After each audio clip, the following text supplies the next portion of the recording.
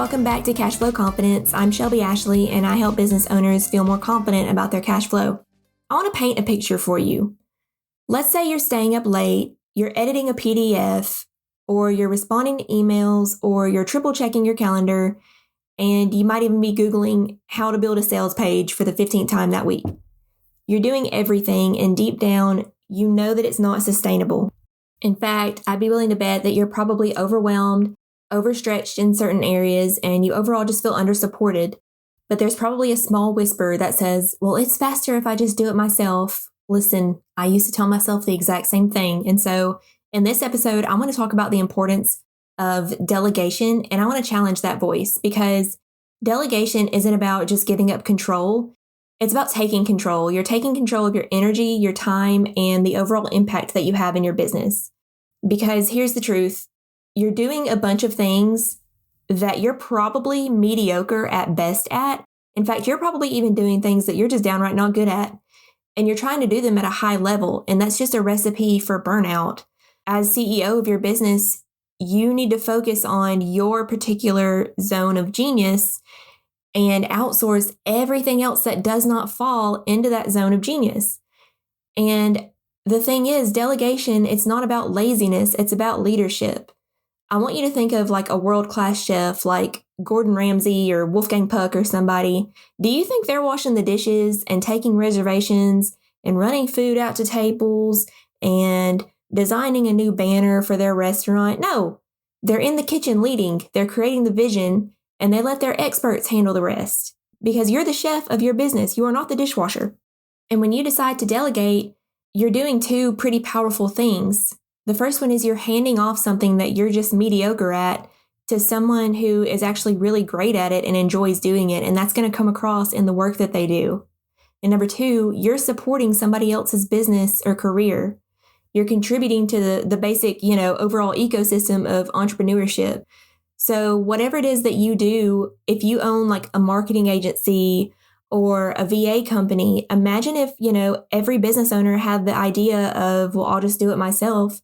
Nobody would come to you for business, right? And so you need to take that same kind of approach when you're thinking about outsourcing something, because every time you delegate, you're not just lightening your load, you're fueling somebody else's dream. And the beautiful thing about that is when you work with someone who is in their zone of genius, it's a win-win. Like I recently hired a VA, shout out Rose if you're listening, she's amazing. She does all the things so well that I am just absolutely garbage at. I hate doing them, like anything creative. I will sit in Canva and stare at something for 2 days, and it'll be something like a landing page for a webinar, because I hate doing things like that. And I used to do them all myself.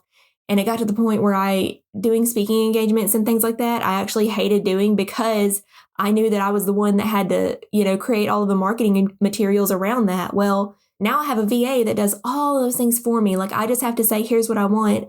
And she creates it. And it looks way better than I ever could have imagined or, come up with myself. So when you hire out to somebody, of course, vet people, but, you delegate something to somebody that's in their zone of genius, it's going to be amazing. Because they're going to do it faster, they're going to do it better, and they're going to do it with more joy than you ever could. And you get your time and your peace of mind back.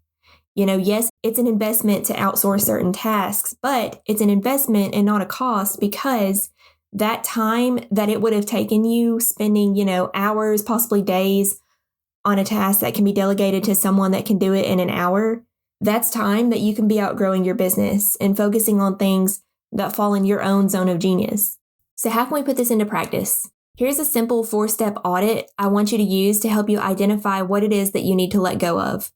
So step number 1, I want you to list out all of the tasks that completely drain your energy. Write down everything that you have done this week that made you sigh or procrastinate or say, oh, this again. That is your delegate list in disguise. So take a moment and write them all down. I'm sure you can think of things pretty quickly, especially once you get going.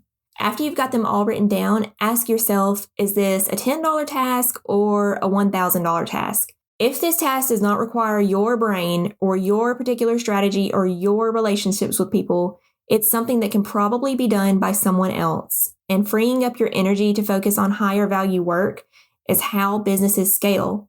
So if you think of a pilot flying a plane, I mean, he's not the one that's, serving drinks or picking up trash off the plane after it's done, because if he was, who'd be flying the plane, right? You need to think of yourself that same way.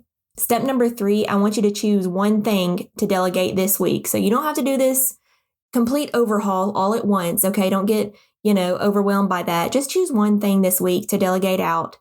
Start small. Pick, one thing. Is it taking control of your calendar, or is it having somebody take control of your inbox? Is it, hiring somebody to create the graphics for your business? I know with me, I started my business like many of you to feel in control of my time and my freedom. And not long after starting my business, my calendar was just crazy, crazy busy. And I found myself working even harder than when I was in my corporate role. And so when I decided to hire my VA, I gave her complete reign over my calendar. And I said, here's what I want to be done. And here's how I like to do things. And now I only have meetings on 2 days out of the week. And there are also 2 days out of the week that I just am able to buckle down and completely work. And then there's 1 day out of the work week that I don't work at all. And so it has worked out just amazingly. And then once you have decided what it is that you're going to delegate this particular week, I want you to create a simple, just standard operating procedure or SOP. And what I want you to do is record yourself doing this task. You can use like Loom or Zoom or Teams or something. And then, do it a couple times so that you can make sure you do it right. Or, it could be that you just jot down a simple checklist, but this is how you train one time instead of, 10 times. And remember that doing something well is a lot better than just, doing it perfect and doing it over and over and over again until it's perfect. So that's all I want you to do for this week. And I know it's going to feel uncomfortable at first, but the first time you get something back done better and faster than you ever could have done yourself, you'll feel such a rush and just such an influx of energy. You're going to be like, why didn't I do this sooner? And so here's your challenge. Just to remind you, I want you to identify one task that you're ready to hand off and then take action. Hire someone, record the SOP, get on Upwork or Fiverr, just start somewhere, okay? And remember, you don't scale by doing more things. You scale by doing less of the wrong things. You're the leader of your business, and it's time to start acting like one, and that means letting go of things. There's a great book that walks you through like step by step on how to do this called Buy Back Your Time by Dan Martell. It's amazing.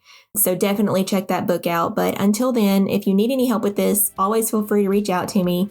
I have helped several business owners go through and hire out, okay, like who is the very first and cheapest hire we can get in here. And that's how you build the business of your dreams. All right, that's all I have for this week. See y'all next week.